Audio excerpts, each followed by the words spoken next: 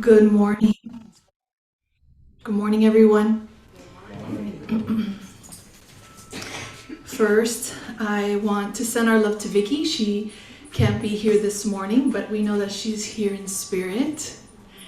And James wanted to be here today, but he's in retreat today. So he told me, take care of it, Maria. I said, I will. I missed you guys. I felt that weekend off, and I'm happy to be back. I wanted to say hi to all the Zoomers. Hi, loves. And to community. Woo. So today we have a hot topic. Are you ready to rumble? Bring it on. I like it. All right, so let's start with the reading and let's see where Spirit takes us today. All right.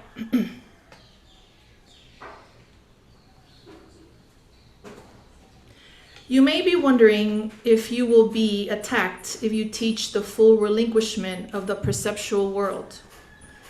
Your fear of being attacked is what being attacked is. And this is the only thing stopping you from your full relinquishment. Who is it that could ever attack you? Things that make you go, It is your own mind, yet you have become very skillful at projecting your attack onto others, making it seem as if you are the victim. Right? So, eso está caliente. That's hot, right? Hot topic. You are not, and this realization will set you free from every illusion you still hold in your mind. Victimhood is of the ego and the perceptual mind, but never of the soul. The ego vacillates between being the attacker and the victim, but never as the unaffected one. Holy moly, guacamole. All right, we can get through this.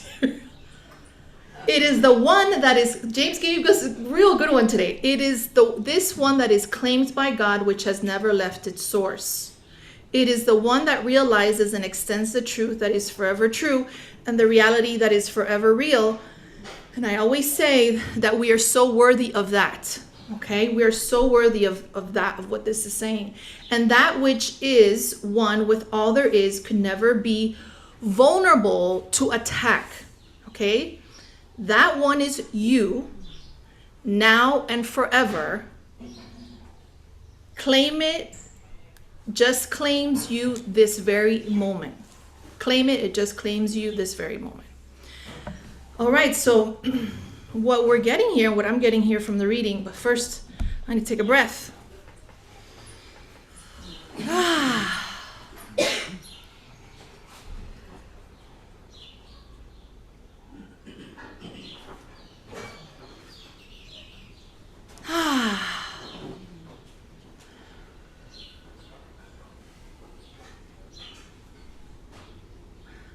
All right. Thank you, Spirit. Thank you, Holy Spirit, for this union as you guide the direction of this talk that is helpful for all and for the healing.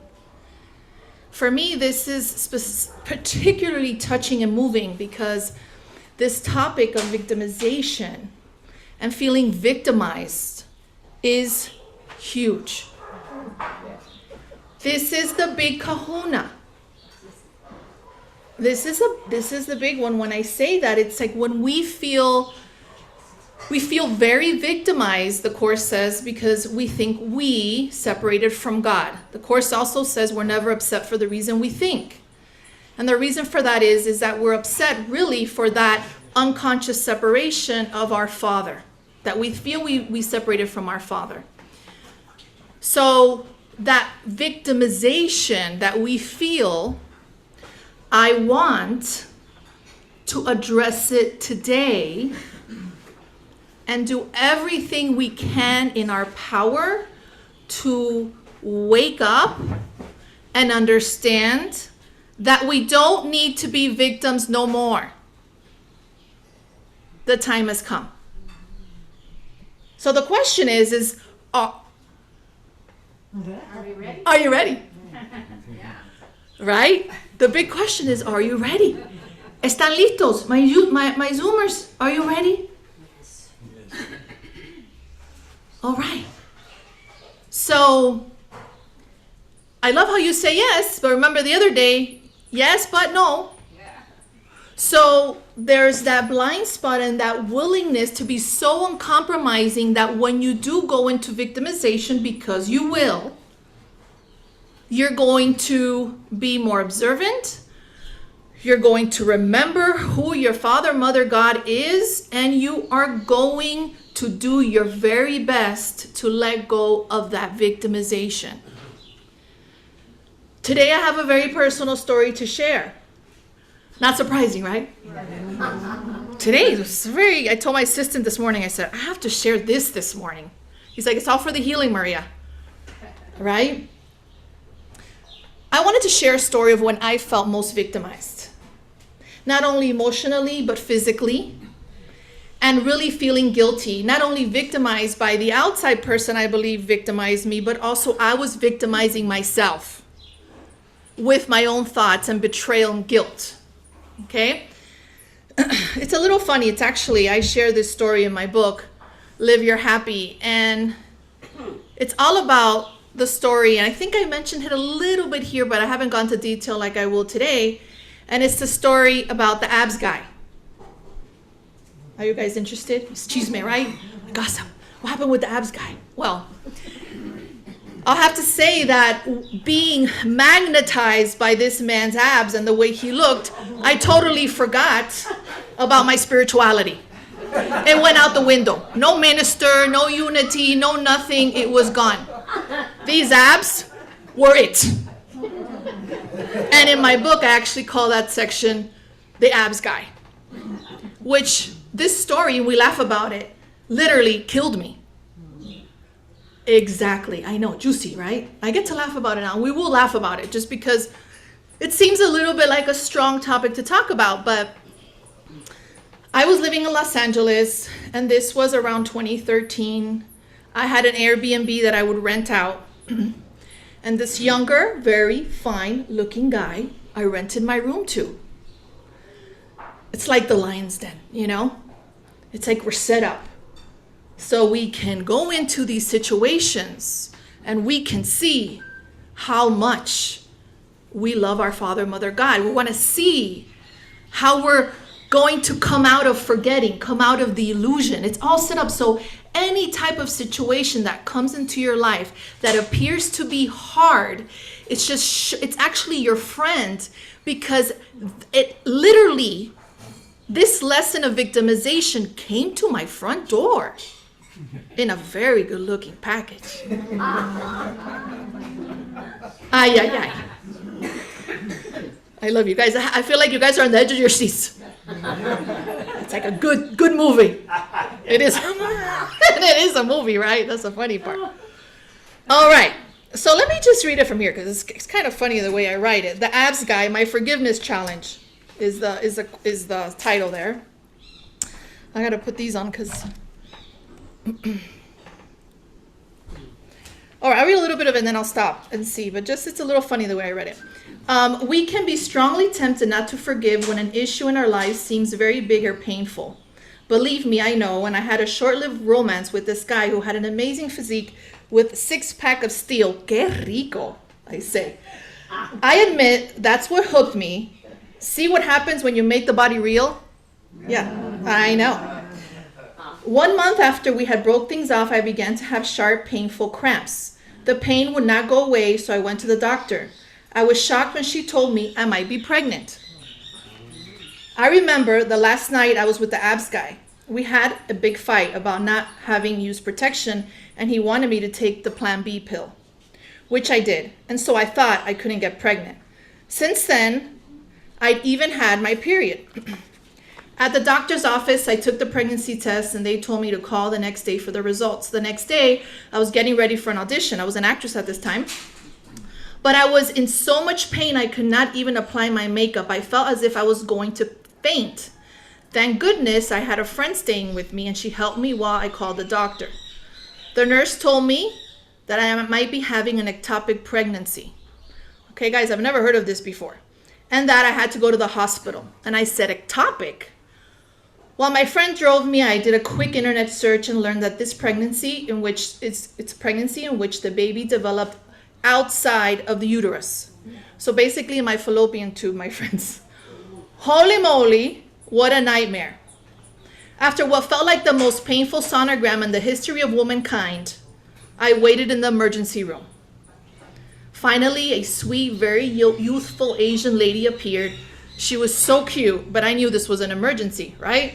She explained matter-of-factly, Maria, you're having an ectopic pregnancy. Since the fetus may be ruptured in your fallopian tube, we need to bring you into surgery or you will die of internal bleeding. My first thought was, well, maybe I want to die. This world is such a mess. Then I realized that dying would not fix anything, but forgiveness would. After a complicated surgery and 2 blood transfusions, I regained consciousness in my recovery bed and started sobbing. I was sad, mad, and hurt and disillusioned. I felt so alone. Most of all, I felt like a victim. I was in a lot of pain, but soon I realized that I was really suffering more from my thoughts I was having. So I asked myself this pivotal question. Why am I feeling this way? And the answer came quickly. I wish I hadn't slept with this guy. I wish I hadn't taken the Plan B pill. I wish I hadn't been so irresponsible. This is what happens, right? These narratives of after something happens, it's I wish I could have, I would have. It's like I wish it would be different. I wish I hadn't done this. At this time, I was a speaker at the Unity Church. I was already coming into being a teacher, and this happened in the middle of all that. So what I want to say to that is what happened to me on that hospital bed was one of the most incredible mystic experiences I've ever had. And it's funny because it came from that space of victimization. What happens is that I was on the bed that moment, and all the ego thoughts were coming in, all the guilt thoughts were coming in of how could I get myself in this position? Why did I get myself in this position? It was so painful, not only physically, but also mentally. So this is what happened. This is the game time. This is when we start to say, I want to see this differently. This is when we get to say, I don't want to be victimized anymore. I want to remember what is really real here. What came to me was the movie Cocoon. I saw myself, I was so guided to see myself in this cocoon and remember my innocence. To see myself in this cocoon and know that I am not a body and that I really can't be hurt. But in this cocoon, in my hospital bed after surgery, to feel really the love of God. I asked Spirit, please Spirit, let me see this another way. And I got this download that was so incredibly powerful, which my decision was okay and accepted, and there's nothing wrong with me, and there's nothing wrong here. The only thing that is wrong is how you're believing that it's an issue and your judgment on it. And then the loss, right? I lost something. I lost a baby. Then there was this thought that I felt very powerful, is that I cannot lose anything, and I haven't lost anything. And I've gained everything.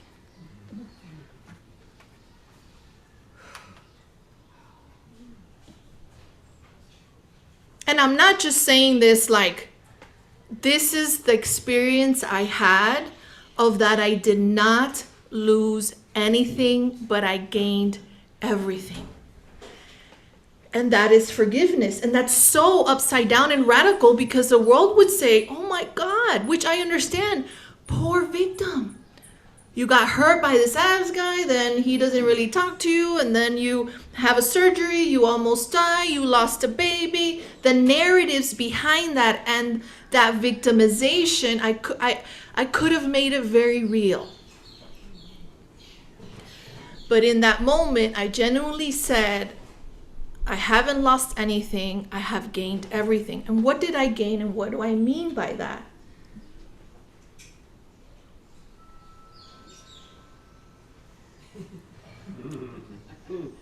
No words.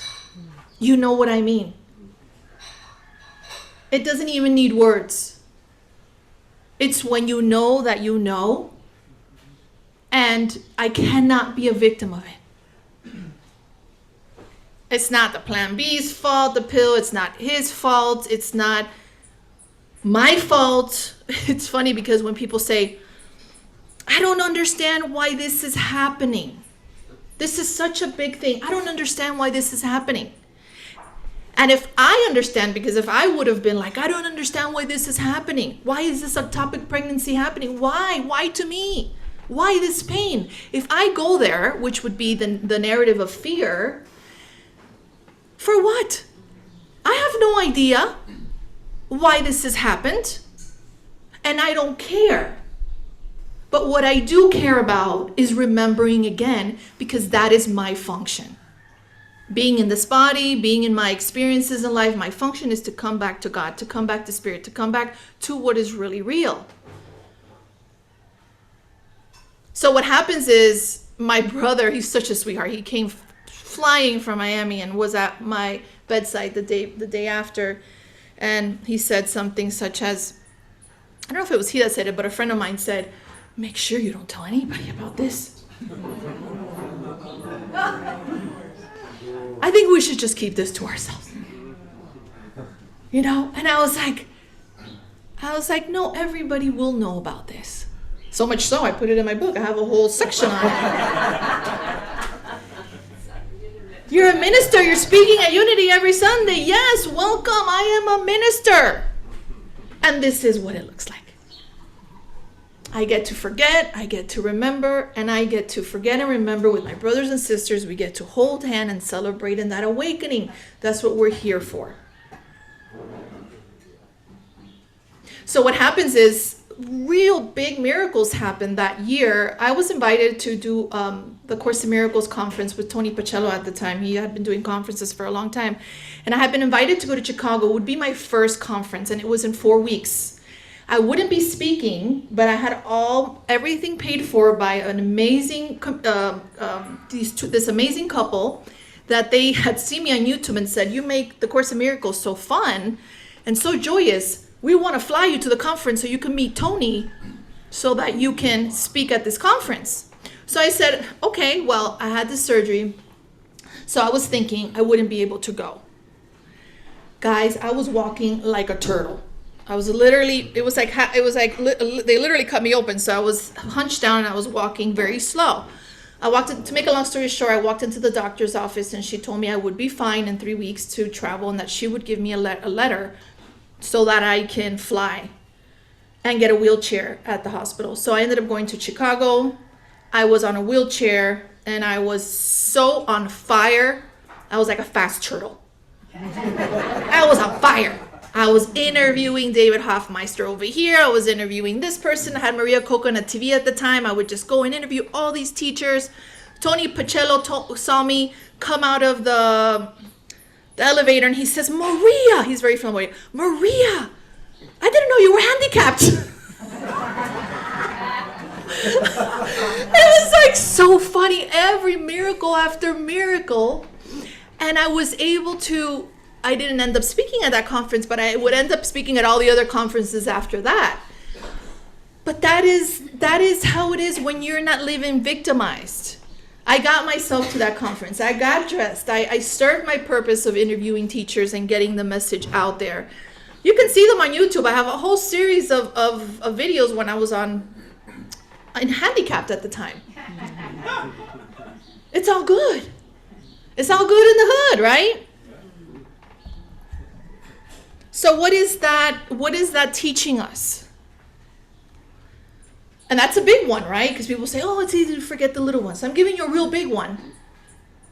Because I could have chosen to go the victimized route. Something's wrong here. I lost something. So that whole epiphany from God, from Jesus that I felt in the bed that day is, I haven't lost anything, but I've gained everything. And to not look at that as a loss, we're all worthy of that experience. So I invite you to give it to yourself in this moment. I want you to say, I am willing. I'm willing. I am willing to experience, right, that opportunity whenever I get health diagnosis, whenever I get any obstacle in my life, in relationship, money, anything that's going to make me feel victimized. I'm going to remember this day and know that there's another way to see it and I don't need to suffer loss. Very important. Now I'm going to give it to Calico now. Very, very, very important is the non-judgment of it. I let myself be the victim. Sometimes we are going to need to be the victim. Sometimes we are going to need to be a hot mess, like I've talked about. Sometimes we are going to need to go to Cuckoo for Cocoa Puffs. I mean, it's just part of it. And it's okay. And you get there and you go Cuckoo and then you remember again. But you need to know, I don't want you to think that you need to jump right out of victimization to happiness in a hot second. That's not love. Love is feeling your feelings sometimes. And it might look a little messy. It might look a little ugly. It might look as hard as it did for me at that time. And I allow myself that. So you want to allow yourself your permission when you're going through hard things to not try to bypass and be spiritual about it. You want to be real about it. This is uncomfortable. Oh my gosh, look at that. But it's more of a filled with wonder. Look at that. I feel like I'm a victim. Look at that. I feel that this is my problem. With a lightness. So today we get to remember that we can choose not to be the victims of our circumstances. And I invite you to bring that into your life today from this moment on. And I know that from this moment on, with this story, I'm hoping that it's opened your mind. It's like a door, kind of opens up and you see something different. And that you will never be the same after that. Because now you know. You get the joke. You get the joke. All right, everyone. Just one last time all together. I am open. And I am willing. Amen. Amen. I'll give it to Calico now. Thank you so much, Maria. That was wonderful. Holy moly, Calico. I didn't know I was going to Holy expose that one moly. tape. Every morning, it's always something. Jesus Christ. It's a new day. Every day is a new day. Wow, so much you said. Yes, it's important to get in touch with your feelings, particularly when you start this process, because you don't even know you have feelings. And so you got to see you're having the feelings. And then at some point along the mind training, I say, don't stay there. Get out of it as fast as possible. See you're victimizing yourself. Contemplate where in your mind you feel you deserve this, because it's only showing up because we feel we deserve to suffer somewhere. It's like we are so bad and wrong. We have to suffer. And so it's really that's what I call contemplation. Go into your life story, see those beginning beliefs. A lot of the core beliefs start as soon as they slap you on your butt and say it's a girl, it's a boy. Okay. I mean, my parents were the best at setting up core beliefs for me that I've spent this lifetime, probably previous lifetimes as well, to unravel. And now in my mind training, so when I was talking to Suzanne the other day and out of my mouth came, I feel old, sick, and tired, I was able to quickly hear myself say that and go, well, that's not who I am. This is an avatar. Why am I making the avatar wrong? It's like watching a cartoon and going, God, I wish they'd made Goofy a little shorter. Who cares? So it's like pulling it back and really getting, okay. And then I went into the contemplation. Holy Spirit, help me see why I continued to say that. And there's been a process probably for about a week now. And this morning, I awoke with this very vivid dream. And it was, I was giving birth, I don't have children, but I was giving birth to a daughter. And as soon as she popped out, I said, she's fearless. And it's me.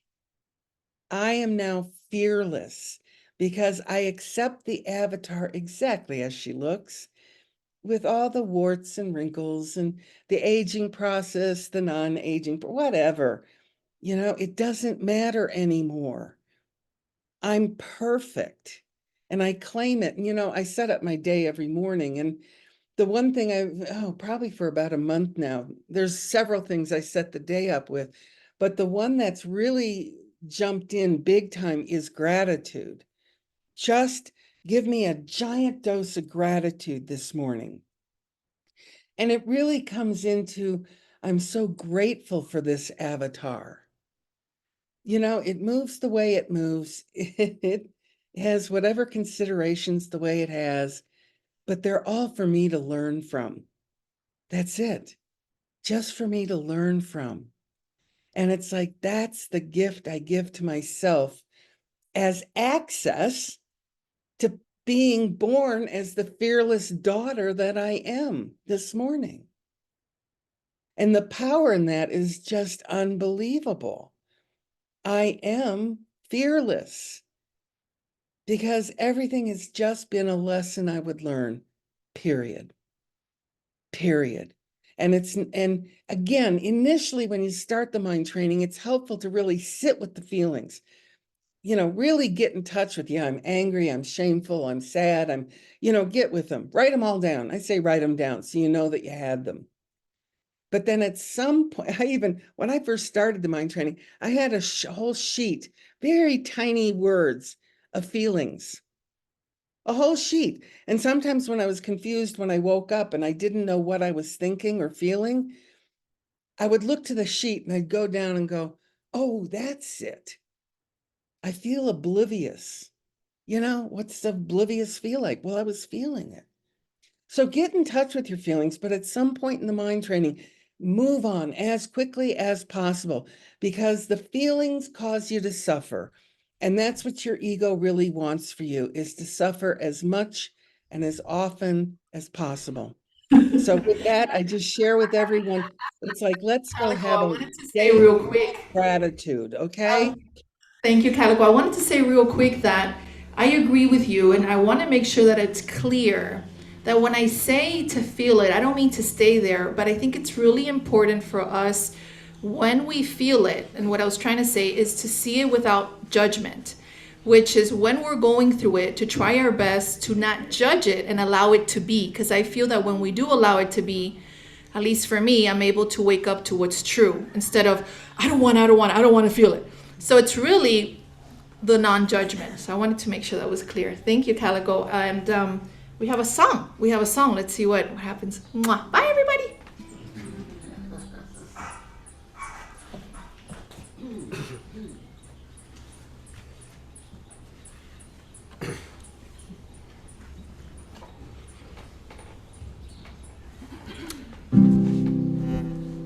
Well, this song goes out to Maria Philippe. It's all about her message today.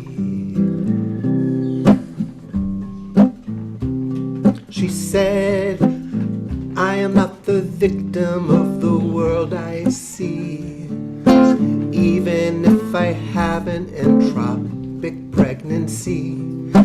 Even if the abs guy cast a spell on me, I am not a victim of the world I see. Now Calico said, don't get stuck in your feelings. It's only ego trying to bring you pain. Maria said those feelings need revealing, and that there is no loss, just gain.